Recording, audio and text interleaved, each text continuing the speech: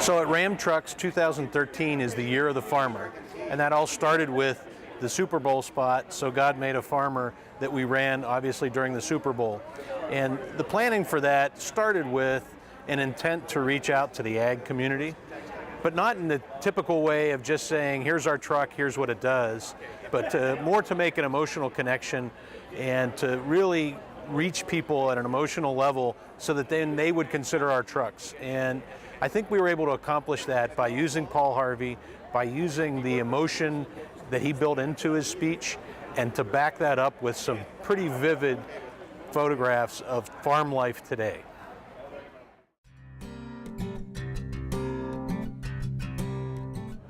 When we took a look at the Super Bowl commercial, we said there's a number of ways that we could go. We could reach out to general market, we could reach out to another target audience, which might be the hunt, camp, and fish audience. But we chose the ag audience, and we did that because we had a creative concept to back it up, and because the ag audience had not really been appealed to on that stage, on that big of a stage, with the number of people that watch and the attention that's paid to the creative commercials that are done during that broadcast. So when you bring together a great piece of creative with the opportunity to take the ag message to a stage like that, we thought it was a great opportunity. And by the way, ag is a big target audience for us. Everybody that has a farm has a pickup to go with it, along with their tractor.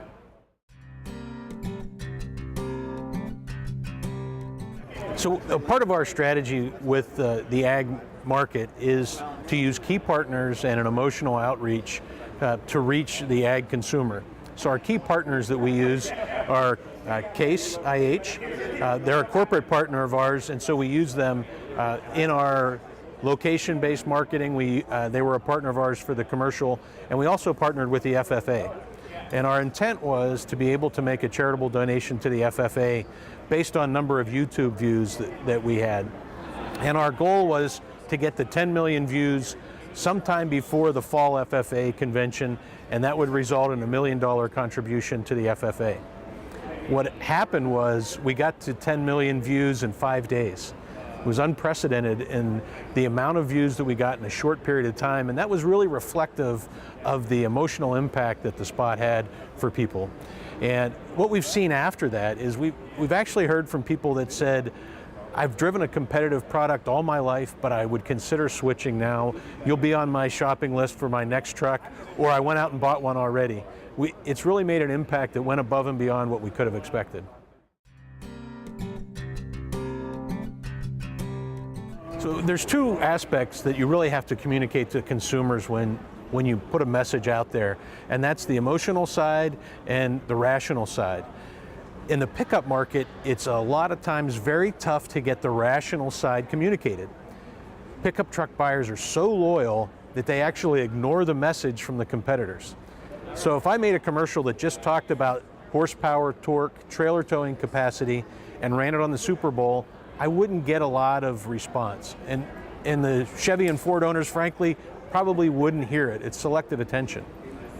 So what we chose to do is marry an emotional message with a rational message. We put the emotional message out there first in the Super Bowl in a way that engaged the consumer and opened their eyes to Ram trucks in general. And it reached out to them in a way that said, we understand what you do every day.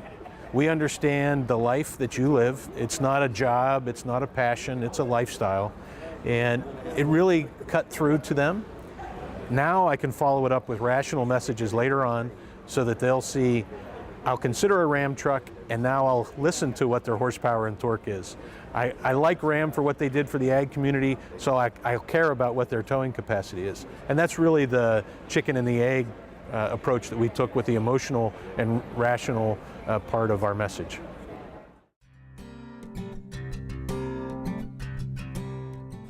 From a creative standpoint, we had a lot of different opportunities that we could have used within that space that we had on the Super Bowl.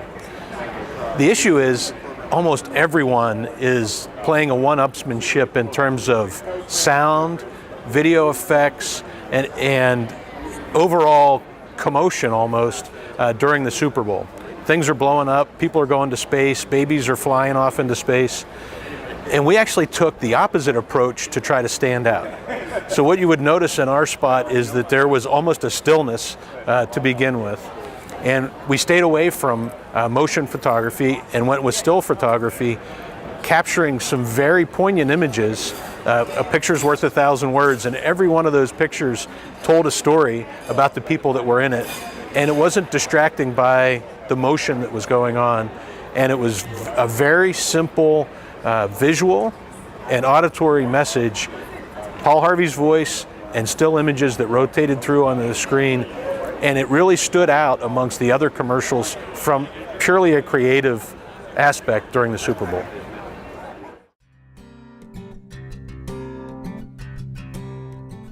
The critical acclaim that we received after the fact was somewhat of a surprise. It would be nice that we could have planned for that.